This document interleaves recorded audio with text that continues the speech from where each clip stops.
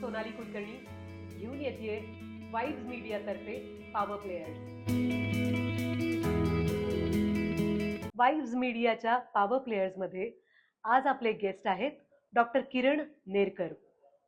Doctor किरण नेरकर हे plastic surgery आणि cosmetic सर्जरीमधलं नाशिकमधलं अत्यंत विश्वासार्ह नाव आहे. पुण्या मुंबईसारख्याच सुविधा नाशिकमध्ये मिळाव्यात, त्याही अफोर्डेबल पैशामध्ये, हा त्यांचा उद्देश होता आणि त्यासाठी त्यांनी 2015 मध्ये आकार ॲस्थेटिक्सची स्थापना केली. अतिशय अवघड शस्त्रक्रिया, त्यासाठी अत्याधुनिक तंत्रज्ञान आणि नॅचरल लुकिंग रिझल्ट्स, यासाठी डॉक्टर किरण नेरकर ओळखले जातात. नमस्कार डॉक्टर. आमच्या पॉवर प्लेयर्समध्ये तुमचं मनापासून स्वागत. खूप कुतूहल आहे की पुणे, मुंबई, दिल्ली असेल, बँगलोर असेल, अशा सो कॉल्ड मेट्रो सिटीजमध्ये कॉस्मेटिक सर्जरी किंवा प्लॅस्टिक सर्जरी पॉप्युलर असताना त्या सर्जरीज नाशिकमध्ये आणाव्यात, इथे सुरू करावं, असं तुम्हाला का वाटलं? खरं तर सौंदर्य किंवा ब्युटी आपण म्हणूया, ही प्रत्येकाची गरज आहे, बरोबर. काळाची गरज आहे. आणि ह्या सगळ्या गोष्टींसाठी माझ्या नाशिककरांनी इतर कुठल्या शहरात जाऊन ह्या गोष्टी करून घ्याव्यात, ह्यापेक्षा नाशिककरांना नाशिकमध्येच ह्या गोष्टी उपलब्ध करून देण्याच्या मानसामुळे मी नाशिकमध्येच ह्या सर्व्हिसेस सुरू केल्या. पण तुम्हाला असं वाटलं होतं का की नाशिकमध्ये ब्युटी, इन अ वे हे ब्युटी रिलेटेड गोष्टी आहेत, त्यात रिस्पॉन्स मिळेल असं तुम्हाला वाटलं होतं? म्हणजे मला असं वाटतं एक कुठली तरी नाकाची सर्जरी असते, ती मेडिकली ॲडवाइज्ड असते, त्याला काय म्हणतात डॉक्टर? रायनोप्लास्टी. Correct correct. तर ती असते, पण बाकी काही ब्युटी रिलेटेड सर्जरीज असतात, त्याला रिस्पॉन्स मिळेल असं वाटलं होतं का? नाही, नक्कीच. जसं मी म्हटलं की सौंदर्य ही प्रत्येकाची गरज आहे आणि प्रत्येकाला वाटतं की मी सुंदर दिसावं. बरोबर. आणि त्या अनुषंगाने प्रत्येक स्त्री अथवा पुरुष हे प्रयत्न करत असतात आणि प्रत्येकाच्या गरजेनुसार त्या सर्जरीज किंवा त्या ट्रीटमेंट्स घेणं आवश्यक असतं. त्यामुळेच आणि नाशिकमध्ये बऱ्यापैकी प्रतिसाद मिळतोय ह्या सगळ्या गोष्टी. ओके. आता माझ्या मनाला कळतं त्यानुसार आपण बघतो की लायपोसेक्शन केलं जातं, ते इसेन्शियली फक्त वेट लॉस साठी नसून बॉडी कॉन्टोरिंग साठी पण करू शकतो. याबद्दल तुम्ही जरा जास्त समजावून सांगाल का आम्हाला? कारण लायपोसेक्शनची पहिल्यांदा भीती वाटते, मग असं वाटतं फार खर्चिक असेल प्रकरण आणि लांब राहावं असं वाटतं. तुम्ही जरा दिलासा देणारं काही सांगू शकता का? लायपोसक्शन म्हणजे काय? तर शरीरामधली अनावश्यक चरबी, जी चरबी नियमितरित्या व्यायाम करून म्हणा किंवा व्यवस्थितरित्या डाएट पाळून सुद्धा जी चरबी जात नाही, ही चरबी कमी करण्याची जी प्रोसिजर आहे, याला लायपोसक्शन म्हटलं जातं. मूळतः लोकांच्या मनात एक चुकीचा संभ्रम आहे की लायपोसक्शन ही वेट लॉस सर्जरी आहे. इनफॅक्ट लायपोसक्शन ही वेट लॉस सर्जरी नसून ही फक्त शरीराला आकार देण्यासाठीची सर्जरी आहे. म्हणजे पूर्ण शरीराचं वजन कमी करायचं असेल तर त्या व्यक्तींनी लायपोसक्शनचा विचार प्रथमतः करू नये. त्या व्यक्तींनी नियमित आहार, नंतर व्यायाम, या गोष्टींचा विचार करावा.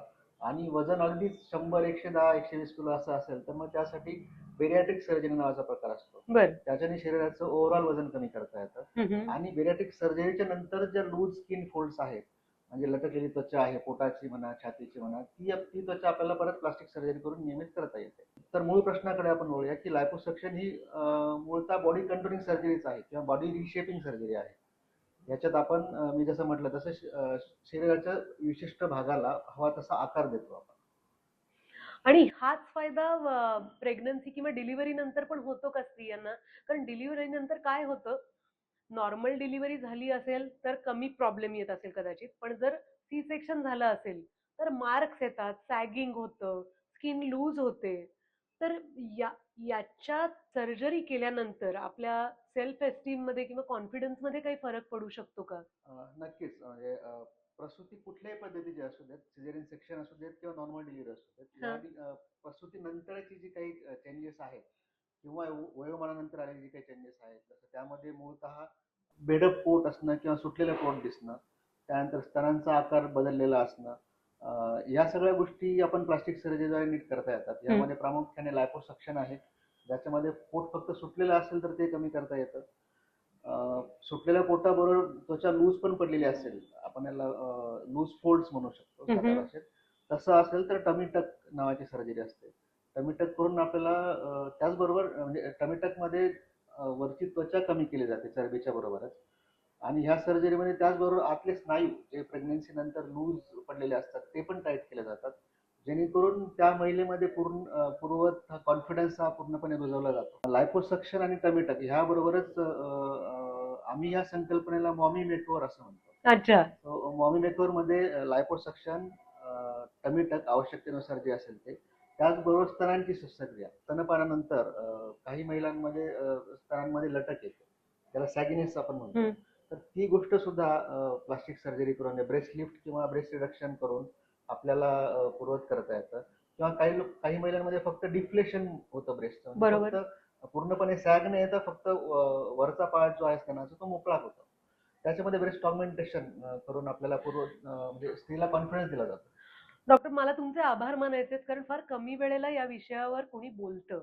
आणि हे महत्वाचं हा संवाद आहे की कुठल्याही स्त्रीसाठी आपल्या सौंदर्याच्या संकल्पनेमध्ये डौलदारपणा, सौष्ठव, कर्व्हज हे खूप महत्वाचे असतात. ब्रेस्ट कॅन्सर झाल्यानंतर कितीतरी महिलांना डिप्रेशन येतं, कारण त्यांचं एका बाजूची ब्रेस्ट ही सपाट होते आणि त्यामुळे त्यांना सर्जरी करून घ्यायला डॉक्टर प्रोत्साहन देतात कधी कधी. पण अनेकदा असं होतं की काही काही मुली फ्लॅट चेस्ट पण असतात. म्हणजे कधी कधी पुरुषांमध्ये जे आपल्याला दिसून येतं की त्यांच्याकडे हेवी चेस्ट असते आणि बायकांकडे फ्लॅट चेस्ट असतात. तर अशा वेळेला किती वाईट वाटून घ्यावं त्या स्त्रीनी, ह्याला एक मर्यादा आहे ना. तुम्ही अशा मुलींना काय सांगू इच्छिता? अशा मुलींसाठी आता 2 पद्धतीच्या ट्रीटमेंट्स आपल्याकडे अवेलेबल आहेत. सगळ्यात पहिली गोष्ट मी सांगू इच्छितो की मेडिकल ट्रीटमेंट याच्यामध्ये काही नाही, म्हणजे औषधं घेऊन यामध्ये काही होऊ शकत नाही. Then come surgical part. म्हणजे प्रामुख्याने चांगले रिझल्ट मिळण्यासाठी जर आपल्याला हवं असेल तर breast implants using silicone gel implants हा सगळ्यात चांगला मार्ग आहे अशा मुलींसाठी किंवा महिलांसाठी, ज्याच्यामध्ये छातीच्या खालच्या भागाला एक छोटासा कट करून हा इम्प्लांट स्तनांखाली किंवा स्नायूखाली सरकवला जातो आणि जेणेकरून स्तनांना सुडौल आकार येतो. आणि दुसरी उपचार पद्धती सर्जिकल आहे की ज्याच्यामध्ये फॅट ग्राफ्टिंग केलं जातं. फॅट ग्राफ्टिंग मध्ये काय की आपल्याच पोटाची म्हणा किंवा मांडीची किंवा नितंबाची चरबी घेऊन त्याला विशिष्ट पद्धतीने प्रोसेस करून ती स्तनांमध्ये टाकली जाते, जेणेकरून आपल्याला स्तनांचा गोलाकार आकार मिळतो. इन अ वे ही एक रियूज संकल्पनाच आहे. म्हणजे जस्ट लाईक रॉबिनहूड. पण मला असं वाटतं की मॉडेलिंग किंवा सिनेमा क्षेत्रामध्ये सर्जरीजकडे थोडंसं ऑब्व्हियसली पाहिलं जातं. कितीतरी मुली आहेत ज्यांचे नाऊ अँड देन असे फोटो आपण पाहतो. ते स्त्रियांमध्ये जास्त दिसतात आणि एक मतप्रवाह असा जोरदारपणे पुढे येतोय की काय बिघडलं, ती दुसऱ्या कोणाशी वाईट वागली नाही, तिला स्वतःला चांगलं वाटण्यासाठी तिने स्वतःमध्ये काही बदल केले, तर कुणी काय हरकत घ्यावी. ही सगळी प्रोसिजर जी असते ही खूप महागडी असते का, की तुमच्याकडे काउन्सिलिंग करण्यासाठी पेशंट्स येऊ शकतात? नाही, हा पण एक कदाचित आपल्या इंडियन सिनेमामुळे रुजवला जाणारा चुकीचा विश्वास लोकांच्या मनात आहे की प्लास्टिक सर्जरी ज्या महागड्या असतात. हो. खरं तर असं काही नाहीये. प्लास्टिक सर्जरी या सर्वसामान्यांना परवडणाऱ्या असतात आणि नाशिक सारख्या ठिकाणी ह्या आता रुटीनली होत आहेत.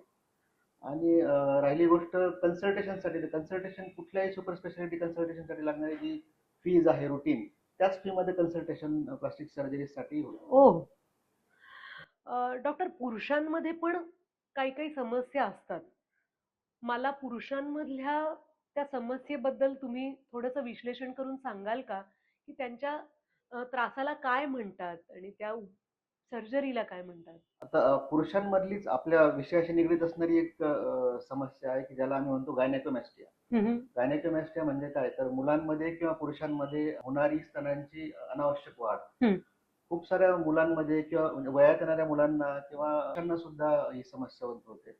याच्यामध्ये काय होतं की ही वयात येणारी मुलं जी आहेत ही स्पोर्ट्स करण्यामध्ये त्यांना खूप कमीपणा वाटतो, कारण छाती मुलींसारखी दिसते बऱ्याच मुलांची. इव्हन ड्रायव्हिंग करताना, बाईक चालवताना छाती हलते.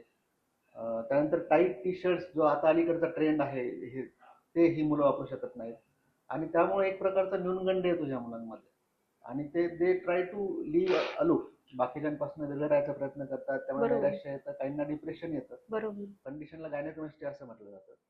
आणि गायनेकोमॅस्टियामध्ये पण लायपोसक्शन ग्लँड एक्सिजन करून आपल्याला पूर्व छातीचा आकार ह्या मुलांना मिळवता येऊ शकतो. हा किती महत्वाचा मुद्दा आहे, कारण अनेकदा मुलींच्या सर्जरीज या सौंदर्यपूर्ण दृष्टिकोनाने पाहिल्या जातात, पण पुरुषांमधला हा जो प्रॉब्लेम आहे त्याकडे आपण अजूनही टॅबू म्हणून बघतो की ओ प्लीज, ओ प्लीज, म्हणजे त्याची शारीरिक ठेवण आहे, तो माणूस काय एक्झॅक्टली. करणार. अशा वेळेला तुम्हाला त्या माणसाचं किंवा त्यांच्या कुटुंबाचं काउन्सिलिंग करावं लागतं का? बऱ्याच वेळेस करायला लागतं. कधी कधी असं होतं की गायनेकोमॅस्टियासाठी येणारे बऱ्याच वेळेस म्हणजे 60-70% मुलं जी आहेत किंवा पेशंट्स आहेत हे स्वतः आधी येतात. ते आधी कन्व्हिन्स होतात सर्जरी करणं गरजेचं आहे की नाही ह्या सगळ्या गोष्टी आणि नंतर पॅरेंट्सना आणतात. या उलट 30-40% पेशंटचा ग्रुप असं आहे की ज्यांना त्यांचे पॅरेंट्स ओढत घेऊन येतात की बाबा रे तुझी छाती व्यवस्थित दिसत नाही, चला आपण प्लास्टिक सर्जन जाऊन भेटूया. पण मला दोन्ही अवेअरनेस बरोबर वाटतात, कारण ऍज लॉंग एज आपल्याकडे कन्सर्न आहे, ही काळजी वाटते कोणाची तरी, नक्कीच. त्यांनी समाजात वावरताना अवघडलेपणा येऊ नये किंवा तो झुगारून द्यावा यासाठी प्रयत्न करणारी कुटुंब असतील तर हो, हो. खरंच महत्वाचं आहे. खरं तर म्हणजे मला एक गोष्ट सांगावी वाटेल की आमचे महागुरु आहेत, गुरूंचे गुरु डॉक्टर रवींद्र तत्ते, त्यांनी एक शब्द वापरला होता की स्वतःची अस्मिता टिकवून ठेवण्यासाठी जी सर्जरी केली जाते त्याला प्लास्टिक सर्जरी आपण म्हणतो. किती छान पद्धतीने सांगितलंय हे. अगदी बरोबर आहे. यामध्ये अनेक वेळेला नवीन नवीन टेक्नॉलॉजीज येत असतात डॉक्टर. तर तुमचा त्याकडे बघायचा दृष्टिकोन कसा असतो? तुम्ही त्या अ, म्हणजे तुमच्या प्रॅक्टिसमध्ये आणता की तुम्ही जरा त्या नवीन संशोधनांना भारताबाहेरच ठेवता? नाही, प्रत्येक येणारी टेक्नॉलॉजी ही पारखून तिचा खरोखर आपल्यासाठी उपयोग आहे का हे सगळं बघून मगच आम्ही ती आमच्या ट्रीटमेंटमध्ये आत्मसात करतो. प्रत्येक नवीन येणारी ट्रीटमेंट ही आपल्या पेशंटसाठी फायद्याची असेलच असं काही नाही. बरोबर. बहुतांशी बऱ्याच वेळेस मी म्हणेन की ह्या फक्त मार्केटिंग गिमिक्स असतात. एखादी एक्सवायझेड टेक्नॉलॉजी आली, साधं उदाहरण आपण लेझर्सचं घेऊया. लेझर्स कुठल्याही गोष्टीमध्ये आजकाल लेझर्सचा अवलंब केला जातोय. प्रत्येक आजारामध्ये प्रत्येक कंडिशनमध्ये लेझर उपयोगात येईलच असं नाही. खरंय. तसंच लायपोसक्शन मध्ये 100 पद्धतीची उपकरणं आलेली आहेत आता, परंतु त्याच्यामध्ये जे बेसिक गोष्टी आहेत की चरबी वितळवणं आणि चरबी काढून घेणं हे कधीच बदलत नाही. त्यामुळे फक्त हा एफर्ट कमी करणारं जर एखादं मशीन आलं असेल किंवा एखादी टेक्नॉलॉजी आली असेल तर तीच फक्त त्यामध्ये उपयोगाची आहे आपल्याला. ते सोडलं तर बाकी सगळ्या गोष्टी फक्त मार्केटिंग गिमिक्स आहेत. अगदी बरोबर. एक गमतीशीर प्रश्न तुम्हाला विचारायचा होता. अनेकदा असं वाटतं, की या सगळ्या प्लास्टिक सर्जरीज किंवा कॉस्मेटिक सर्जरीज ह्या लग्न करणाऱ्या मुला-मुलींना जास्त हव्याशा वाटतात, बरोबर. पार्टनर मिळवण्यासाठी. यात तथ्य आहे डॉक्टर? नक्कीच तथ्य आहे यामध्ये. फक्त मी एकच सल्ला अशा मुलांना किंवा मुलींना सांगेन की जर तुमच्या डोक्यात अशा पद्धतीचा काही विचार असेल तर साधारणतः कमीत कमी वर्षभराच्या आधी म्हणजे लग्नाच्या वर्षभराच्या अगोदर ही सगळी प्रक्रिया चालू झाली पाहिजे आणि लग्नाच्या 6 महिने अगोदर तुमच्या सगळ्या सर्जरी संपलेल्या हव्या, जेणेकरून शरीराला ऍडजस्ट व्हायला किंवा सेटल व्हायला म्हणूया आपण साध्या भाषेत की पुरेसा वेळ मिळतो. बरोबर. बऱ्याच वेळेस आमच्याकडे असं होतं की गायनेकोमॅस्टिया असणारी मुलं असतात, लग्नाच्या 15 दिवस आधी सर्जरीसाठी येतात. मग त्यावेळेस आम्हाला नाईलाजाने पेशंटला नाही सांगायला लागतं. बरोबर आहे. किंवा same thing goes to even for breast augmentation मुलींमध्ये किंवा कुठल्या टाईपच्या लिप सर्जरी असतील, लिप रिडक्शन, त्यानंतर rhinoplasty नाकाचा आकार बदलणं किंवा साधं डिम्पल क्रिएशन, ह्या गोष्टीचे रिझल्ट दिसायला एकतर वेळ लागतो आणि सर्जरीनंतर काही अंशी जो मार्क असतो तो नाहीसा व्हायला पण आपल्याला वेळ लागतो. त्यामुळे बरोबर. मी म्हटलं की अंदाजे 6 महिन्याचा वेळ कमीत कमी आपल्याला गॅप असावा सर्जरी आणि कुठल्याही इव्हेंटच्या मध्ये. डॉक्टर, तुम्ही इतक्या सोप्या शब्दात इतकी मौलिक माहिती आम्हाला दिलीत. मनापासून आभार. माझी हीच इच्छा आहे की अम, आपल्या सगळ्यांमध्ये टॅबू असलेल्या अनेक गोष्टींवर तुम्ही प्रकाश टाकताय आणि अनेक पेशंट्सना आणि त्यांच्या फॅमिलीजना मदत करताय. तर तुमच्या या कामामध्ये तुम्हाला सुकर वाट प्राप्त हो आणि खूप यश मिळो. Thank you so much. Thank you. Thank you. Thank you doctor.